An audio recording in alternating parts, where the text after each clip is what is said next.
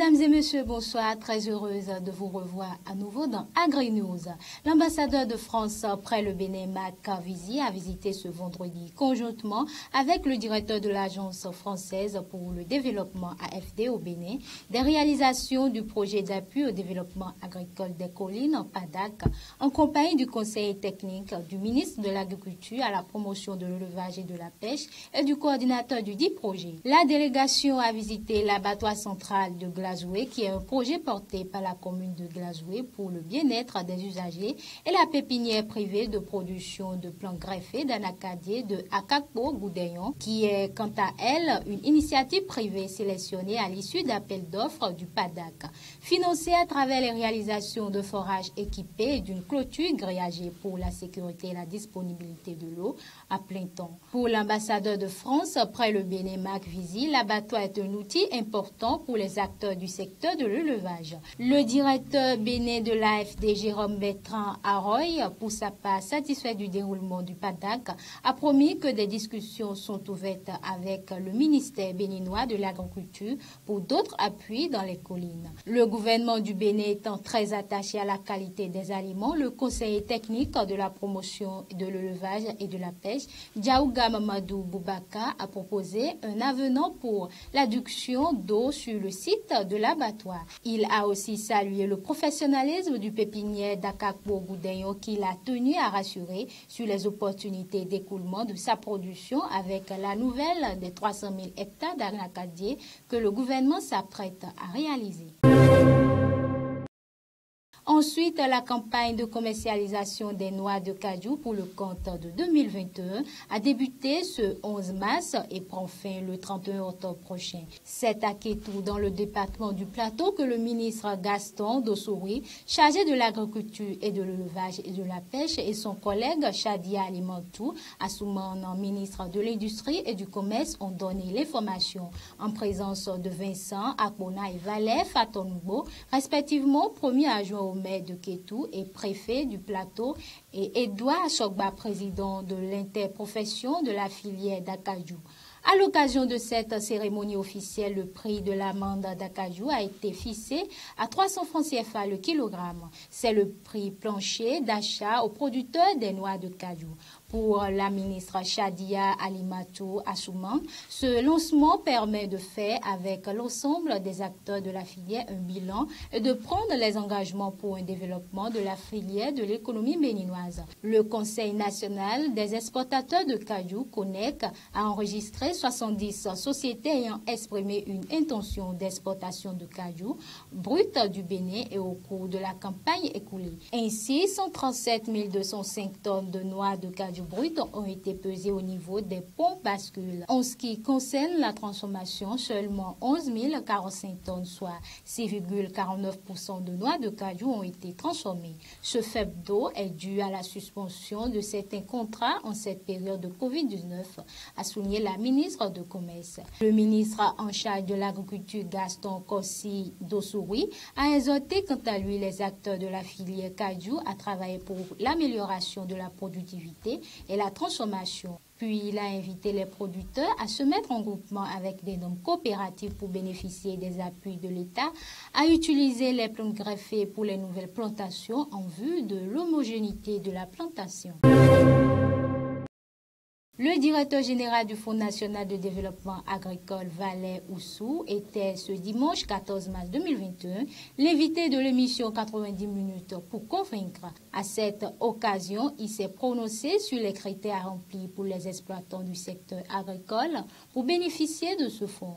En rappelant que le Fonds national de développement agricole a pour objectif de promouvoir l'investissement privé dans le secteur agricole et de l'orienter par les subventions ciblés et des instruments financiers adoptés vers des activités qui permettent une meilleure exploitation du potentiel agricole national et qui contribuent à l'amélioration des revenus agricoles et à la sécurité alimentaire en encourageant la promotion des filières agricoles. Selon le directeur général du Fonds national de développement agricole, les bénéficiaires qui sont des PME et PMI agricoles doivent disposer d'un registre de commerce et ils doivent forcément être identifiés.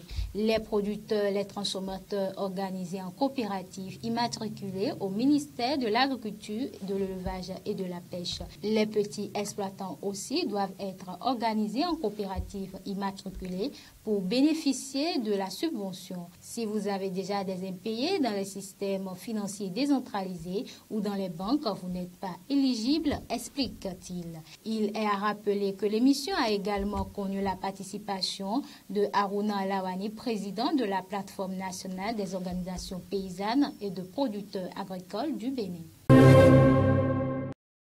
En République démocratique du Congo, 6 000 tonnes de maïs sur une étendue de 1 500 hectares ont été produites au parc agro-industriel de Bukunga-Lonzo, entièrement localisé dans les provinces du Kwango et du Kwili dans les territoires Kenge et Bakata après sa relance en août 2020. C'est une conséquence de travail bien fait. La moisson est là, Bukunga-Lonzo, décrété désertique, mais l'expertise du ministre Joseph Antoine Kanzoga vient de démontrer le contraire. La minoterie construite sur le site abritant le parc est moyenne et ne peut supporter la quantité disponible. Pour pallier à cette difficulté, le reste de produits devra être pris en charge à Kinshasa, à la minoterie de Boamanda, a déclaré Joseph Lombala, conseiller du ministre de l'Agriculture le 13 mars 2021. Selon Mathieu Wongodi, coordonnateur de ce parc, Bukunga-Lonzo se porte mieux qu'avant.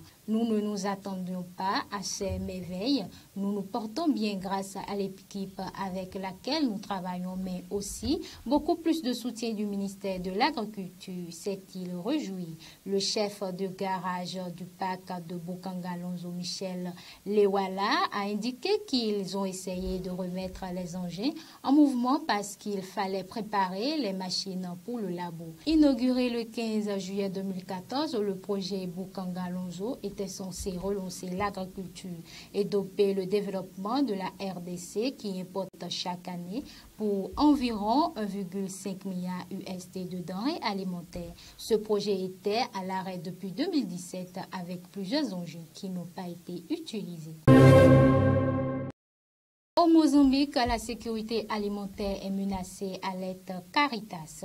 Près de 3 millions de personnes se trouvent dans une situation désespérée. Le constat émane des organisations caritatives de l'Église portugaise engagées dans le soutien de la population de ce pays d'Afrique australe. L'implication des ONG dans la relance de l'agriculture représente un espoir de rédemption pour toute une économie qui peine à décoller. Selon le programme alimentaire mondial, le Mozambique a l'un des taux de malnutrition chronique les plus élevés au monde. 43% des enfants de moins de 5 ans en souffrent. Mais le pape François, à l'occasion de son voyage apostolique au Mozambique, à Madagascar et à Maurice du 4 au 10 septembre 2019, avait exprimé sa proximité et sa solidarité avec les communautés touchées. Dans son discours aux autorités de Maputo, il avait exprimé son regret de ne pas pouvoir se rendre dans les lieux touchés. Les ONG portugaises continuent de travailler dans les zones les plus critiques en soutenant la reprise du secteur agricole et la relance de l'économie des communautés endommagées. Des cas de peste porcine africaine PPA sont régulièrement détectés au Togo. La PPA constitue une menace majeure pour le développement de l'industrie porcine. La propagation rapide de la maladie est due à son caractère hautement contagieux et à la capacité du virus à persister durant de longues périodes dans un milieu riche en protéines, notamment dans les produits carnés. En cas d'apparition du virus, il n'y a souvent pas d'autre choix que d'abattre les élevages. L'Organisation des Nations Unies pour l'alimentation et l'agriculture FAO va apporter un appui aux producteurs togolais. Un plan d'intervention est à l'étude qui permettra de réaliser des ciblages appropriés de manière à éviter l'abattage systématique de tout le cheptel des zones touchées. Les détails de cette stratégie seront communiqués dans les prochaines semaines. Et pour finir, la Chine consommera ainsi quelques 35 millions de tonnes de blé tendre en alimentation animale contre 30 millions de tonnes lors de la dernière estimation, mais n'apporterait que 500 000 tonnes supplémentaires par rapport à la projection de février selon ce rapport publié mardi soir. Cette tendance provoque logiquement une révision à la baisse des stocks de blé chinois et mécaniquement des stocks mondiaux. Par ailleurs, rien ne change ou presque. Seule la production de blé de l'Australie est nettement revue à la hausse à 33 millions de tonnes, mais partiellement compensée par une revision de la hausse de la consommation intérieure et des exportations. Cela fait partie des ajustements dans certains pays qu'on aurait déjà pu imaginer, voire le mois dernier, a commenté Gauthier Le Molga, analyste au cabinet Agritel. Concernant le maïs, rien ne bouge ou presque parmi les grands producteurs, qu'il s'agisse des États-Unis, du Brésil ou de l'Argentine, dont les projections sont inchangées en ce qui concerne la production. Mesdames et messieurs, nous sommes donc à la fin de AgriNews. Merci de l'avoir suivi et bonsoir chez vous.